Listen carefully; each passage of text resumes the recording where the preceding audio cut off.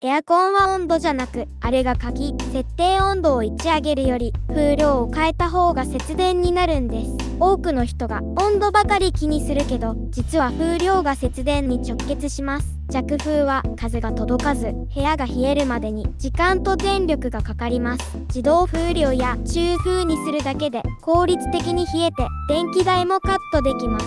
サーキュレーターで空気を回すとさらに効率アップ。風を動かすのが最強の節電テク。温度より風量、これで電気代節約。この動画が参考になったら高評価、チャンネル登録お願いします。